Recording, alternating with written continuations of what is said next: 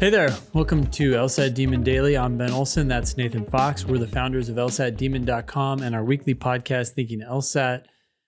This episode is going to come out on Monday, July 24th, which means the deadline to register for the September LSAT, the September 2023 LSAT, is tomorrow.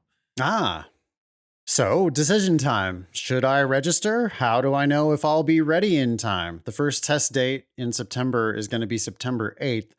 So if it is Monday, July 24th, and you're trying to decide whether you want to register on Monday, July 25th, for the September LSAT on September the 8th, how do we know whether we should register? I would look at your last 5 or so practice tests that you've taken and just see what those scores are. And you're going to score somewhere in that range, right? Plus or minus 3 to 5 points. So build in some flexibility here. But if you're happy with getting a score, even at the lower end of that range, then yeah, register for the test. Well, then definitely.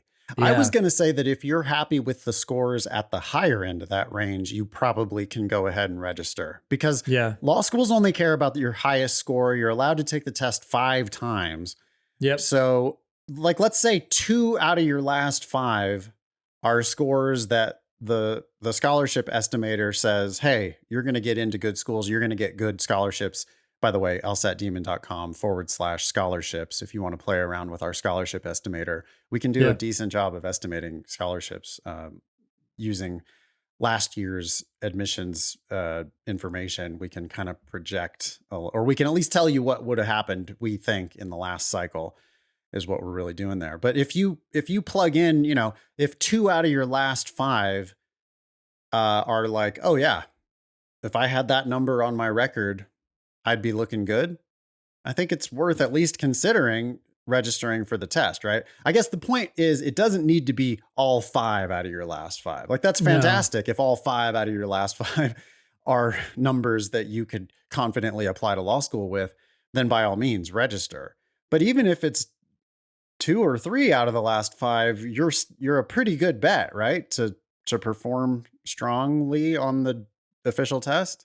Yeah, and you're going to have a month and a half more to prepare. So presumably you're going to continue to make progress. What if it's 0 out of the last 5? You still have 6 weeks to prep. It depends. I mean, everybody's different. Maybe you've been making a lot of progress and you can continue to see yourself make progress. Then again, for some of you, you have you been making progress? Do you feel good about it? Are you like within striking distance? I think striking distance is single digits, 5 or 6. Are you 5 or 6 points away from numbers that would look good on your official record? Then you could consider it, but you don't have to, right? The only time where I would say you have to is if like 5 out of your last 5 are good numbers. I think you're insane not to just go ahead and register. But if it's 0 out of your last 5, like if you don't have any that would be worthy of applying, then it's probably the presumption is don't register. Yeah. Gray area somewhere in the middle, right? If it's 1 to 4 of your last 5 where you're like, yeah, those would be good numbers. Not those ones, but those ones would. I think the thing is, you need to not really worry about the bad ones, because it's only the good ones that are going to count anyway. True. Be prepared that you are open to getting these scores, and then you'll just need to retake the test, but that's fine. That is critical. And I guess my strategy does require having that mindset where it's like, I'm not going to be embarrassed if I put these bad numbers on my record. I realize that they essentially don't count. But I know that they're part of my range, and I know that, like, if I play my game, I could have this outcome, which is good. I could have this outcome, which is not good, but I'm happy to play the game anyway, because I know that if I keep playing that game, eventually I will win. Like if we were flipping a coin, Ben, and it was like, heads, you get $2, tails, you give me $1. Mm-hmm. Do you want to play that game? Sure. Yeah, fuck yeah, you want to play that game. Yeah. But Yeah. you understand that if it comes up tails, you got to come up with $1 to give me. Yeah. And if Yeah. it comes up tails again, you got to come up with another $1 to get me, Yeah. to give me. But you're willing to make that bet because every time it comes up heads, you get $2. And oh, well, I keep playing that game, I win. And actually, it needs to be changed even more, right? It's almost like I get 5 times to bet with you. And if I win, I get $10. And if you win, you get $1. Because really, as long as I win once, then I've paid for all my 4 other attempts where I lost. Yeah, well, I mean, the real game is you get 5 attempts, and if you win on any of those attempts, you get $150,000. Yep. Mm-hmm. Not even counting interest or whatever. That's just, law school tuition of 50,000 times 3. And when you lose 200. When you lose, you lose what? Oh, $200 to take the test. Yeah, or what is it now? 210 or something like that. I mean, yeah. You also might like foreclose the possibility of going to law school, or foreclose the possibility of going to law school in the immediate future, because what is it? It's still 5 times in 5 years, but then so if you lose 5 attempts, then yes. If you lose 5 attempts, it will cost you $210 every time to take the test. But that's a pittance compared to the law school tuition, which is the prize that we're really going for. You're not obligated if you take it 5 times and you fail every time. You don't lose the $150,000. It's not like you then are forced to go to law school and pay full price, because you can always just say, oh, maybe that's not the thing for me. Yeah. Yeah. That said, this registration deadline, do we have an easy decision criteria? How do people decide whether they're going to apply or not? Let's just say, if 2 of your last 5 tests were scores that you'd be happy with, sign up. Yeah. And if it's 1 out of the last 5, I don't know. If it's 0 out of the last 5, probably not. Yeah. Okay, cool. What about application? Oh, go ahead. Two more things. Good. One, so if you're a Canadian student, right? Well, some Canadian students, specifically if you're applying to those schools that average your LSAT, because there are lots of Canadian schools that only care about your highest LSAT. Mm-hmm. But there are a couple schools that might average. And if you're only applying to those schools that average, then you do need to have a little bit of a different strategy. In that case, it might be 4 or 5 out of your last 5 need to be good scores before you should sit. Yeah. Okay. Second thing is, worst case scenario, you withdraw before the test takes place and you're not taking it and it doesn't count on your record or anything, right? You don't want to just miss the test or cancel after or whatever. But if you're not ready, you could on September 7th, just withdraw. And it's a viable strategy for some people who are better resourced. This is an example of how this system is unfair. I don't think it's possible to devise a fair system, but one bit of unfairness is that if you register for the test, it costs you the $215. I think it is, maybe more, but it was $215, huh? And then they raised it again.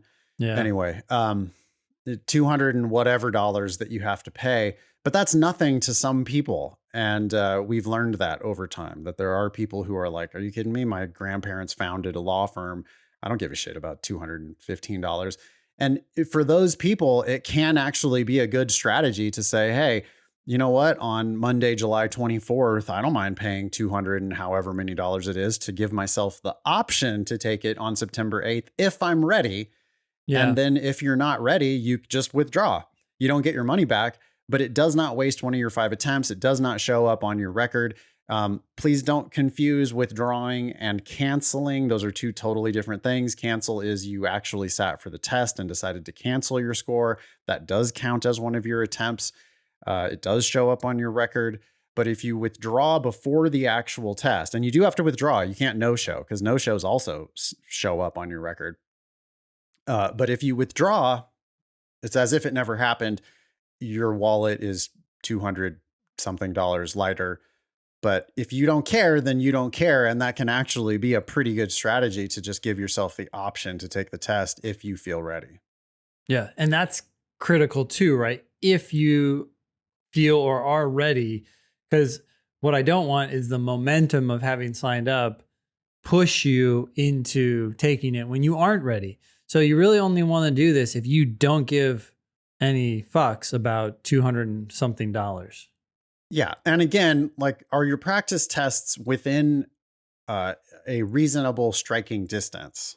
Yeah. You know, and like 15 points, that's not a reasonable striking distance. No. Can I get you a 15-point improvement on your LSAT? Yeah, probably. Can I get you a 15-point improvement on your LSAT between now and September 8th? Maybe, but I wouldn't bet on it. Like, that just seems like a dumb plan.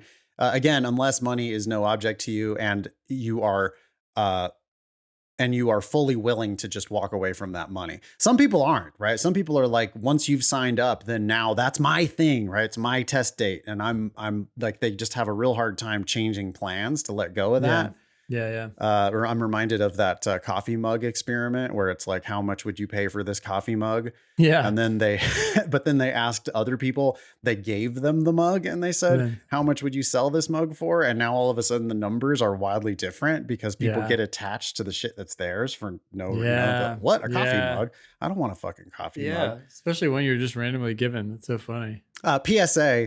Have I said this on the show before? My sister is an elementary school teacher.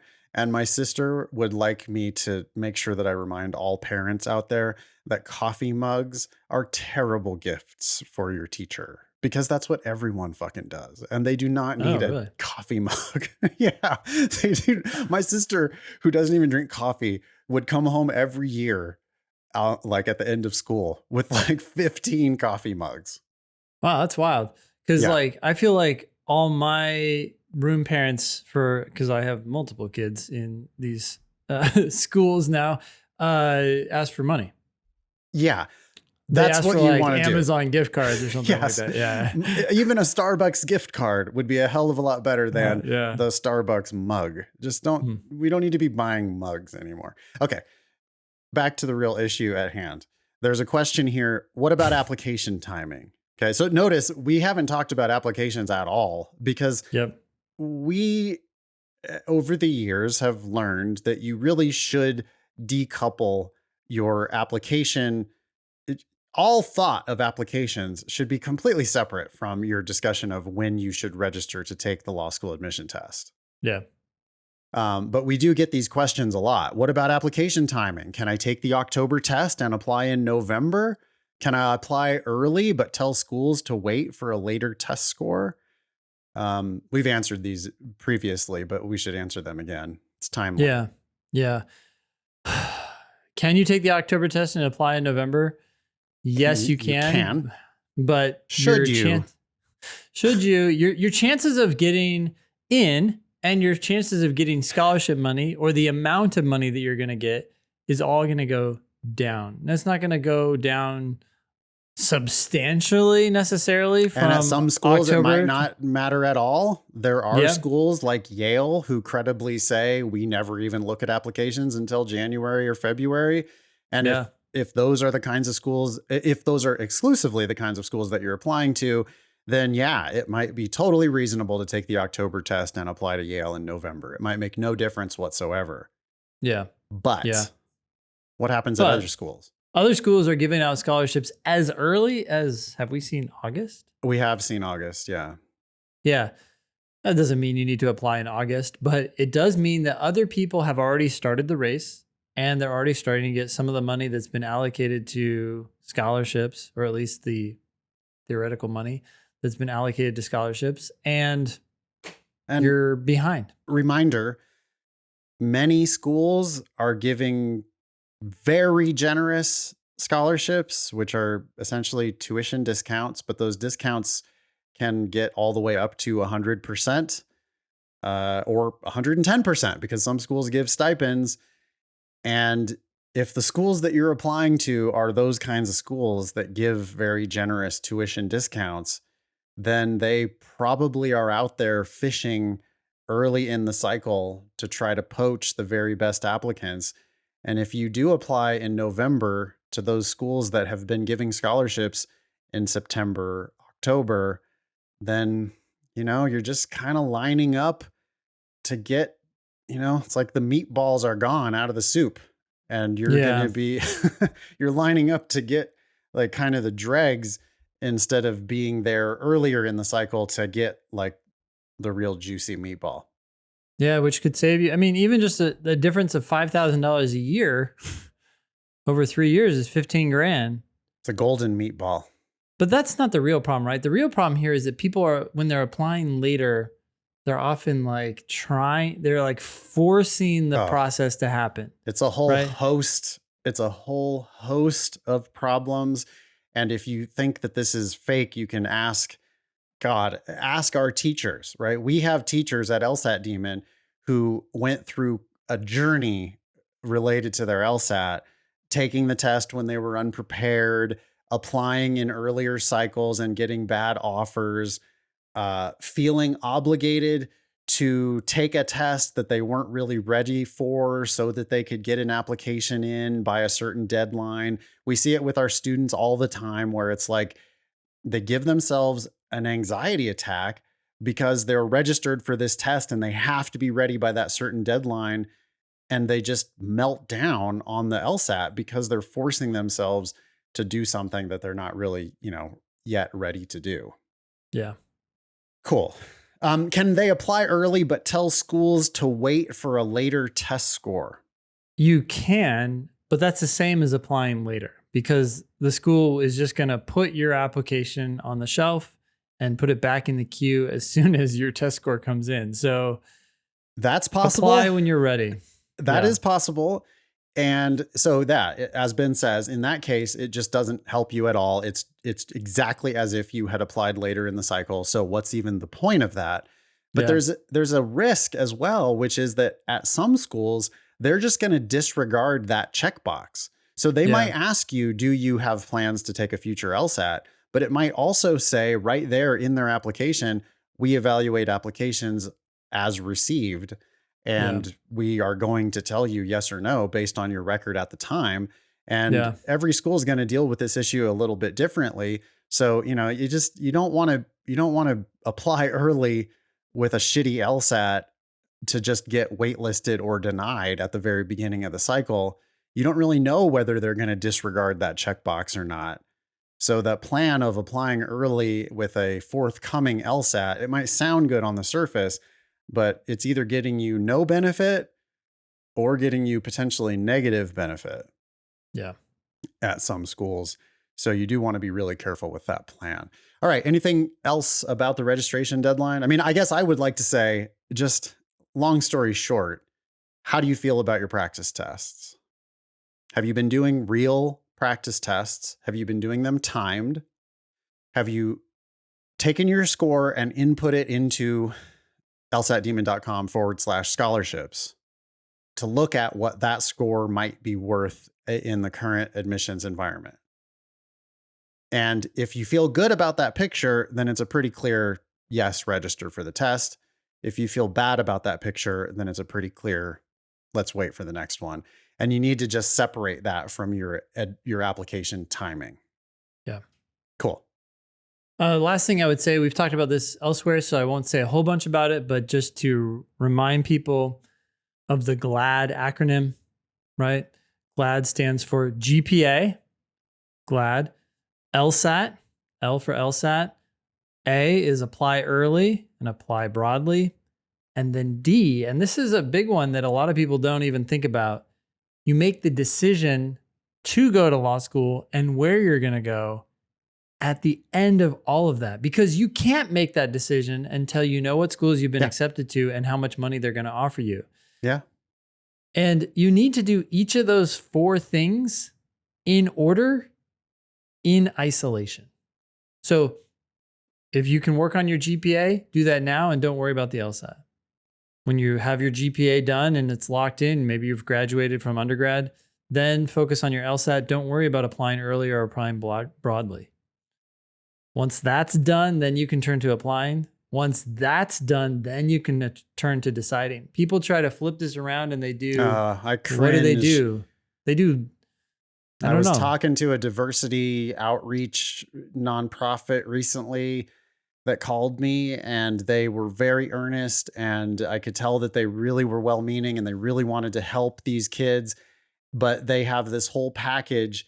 And one of the very first things that they do is they start students working on their personal statements. Whoa. And it's like, wow, okay, so you're going to be lining them up to purchase a BMW or a Mercedes before they have any of the wherewithal to afford something like that.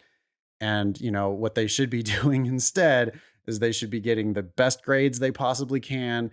And when that's done, they should be getting the best LSAT they possibly can. And when that's done, then they should be thinking about these applications to law school. You're getting it exactly backward. I hate to say this, but like all y'all out there, well-meaning pre-law advisors or people that are involved in these nonprofits, diversity pipeline initiatives and all that stuff. Thank you for your work. I really think that I'm aligned with you. Like I want the same outcomes for these people that you want, but I'm here to tell you that you're doing these people a disservice if you're starting them down the path to applying for law school before they've got their grades and their LSAT locked down. Those are the two most important things. Those are the things that are going to determine where they go to law school and how much they pay to go to the law schools. And it's just insane to be working on admissions essays and those kinds of things before you have your LSAT locked down. Really silly. Yeah. Cool. Okay. Email daily@lsatdemon.com if you'd like to ask us a question or share some LSAT or law school admissions news. Thanks for listening.